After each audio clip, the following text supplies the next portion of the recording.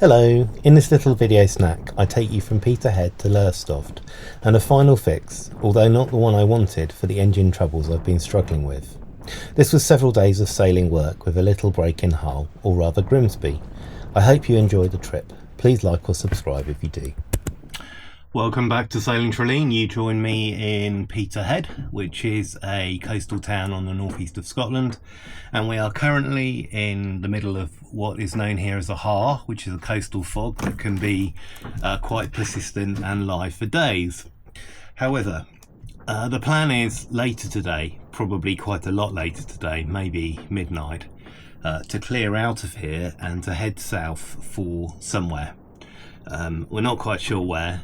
But there's a nice pulse of westerly wind coming, and so we want to run the boat really as far as it will go, and as far as my health and endurance will carry me. We're here, this is going to be catastrophically wrong, I know.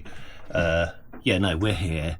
England kind of goes in like this, and Scotland comes in like this, and then England carries on going in like this, and then we come out to the wash and the big bump of East Anglia.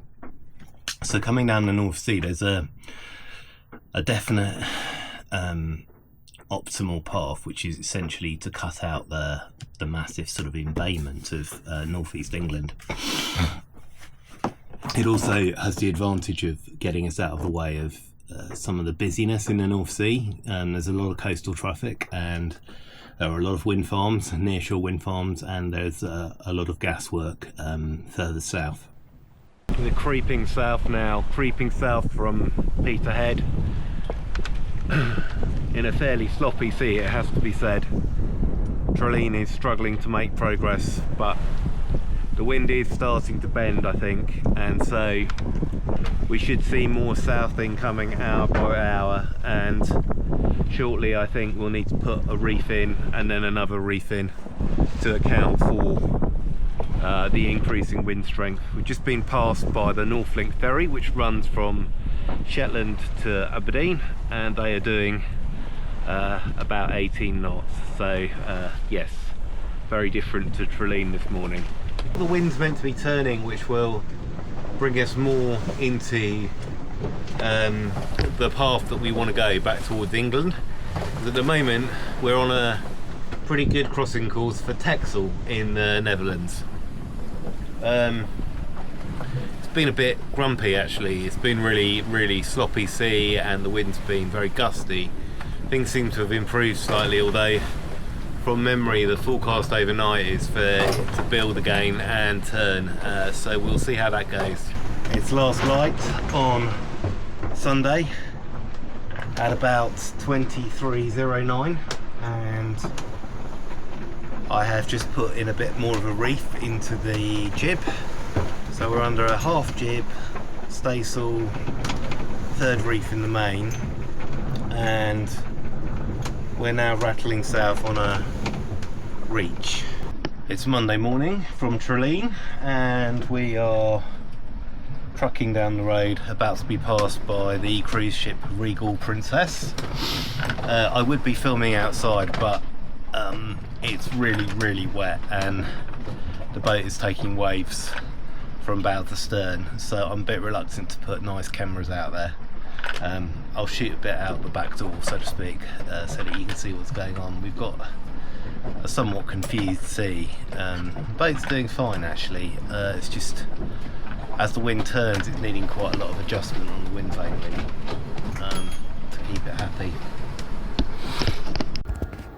From this point forward, the sailing was fairly straightforward down to Flamborough Head for a brief kedged anchorage at Filey, then from Flamborough to the flats west of Peterhead for another brief kedged anchorage among the lobster pots, both of which were made necessary by the severe tides around the Humber estuary.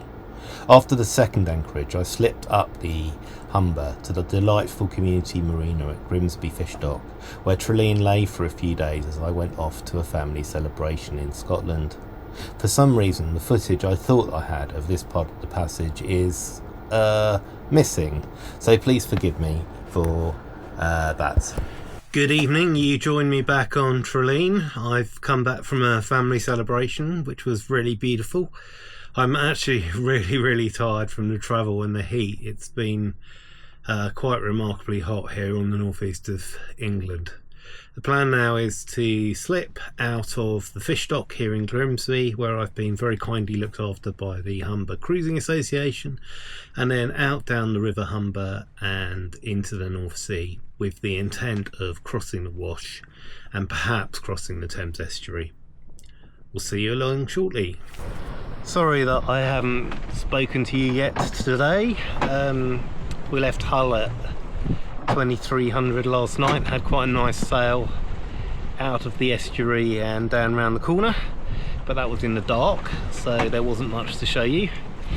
And then the wind fell away as it was forecast to do, and we had this sort of windless patch in the middle where the wind shifted from easterly to northwesterly. That took a couple of hours, and so we were under motor for a while. And now we're running down the east coast of Norfolk, the great long strips of Golden Beach, and we're just starting to bear away to go down the channel past Great Yarmouth to Lowestoft. So the day's turned out quite nice really. Once we got through the middle of the day, it's brightened up and it's really very pleasant. I've not been feeling it today. I've just been not seasick, but just off. I think I'm still quite tired from travelling, but the nature of the wind up here was that if I didn't get out at midnight, I wasn't going to get away for several days, so it seemed like the thing to do. Excuse the flappy sails. The tide turned against me just north of Great Yarmouth, and I thought for a while that I was about to go backwards, which was a somewhat depressing thought. But with sunset, the wind came in with a short-lived but vicious northerly, which had me pulling in reefs like changing down through gears in a car. Despite the vigour of the wind, it was in fact just what Traleen and I needed, as it blew us right round the corner and into a nighttime arrival to the Royal Norfolk and Suffolk Yacht Club at the entrance to Lowestoft, a marina that has the great advantage of being below the swinging bridge and thereby accessible whenever you arrive. At Lowestoft, engine disaster struck again, and this time it was all my fault.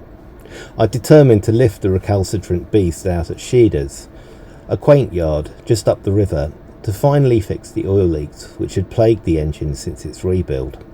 In preparation for that, and as a check, I went to ensure that the oil pressure relief valve was functioning properly and not overpressuring the engine, always a possible cause of leaks. But as I gently unseated that, with only a 1/4 inch socket, the casting surrounding it cracked and thereby condemned the engine. My language was unspeakable. I am incredibly grateful to Marine Enterprises, who happened to have a DV24 on the blocks which was ready for immediate sale, and to Northwood Marine, who swapped the units expeditiously, and also to Sheeder Marine, who were kindness personified, and the very thing that I needed at the time.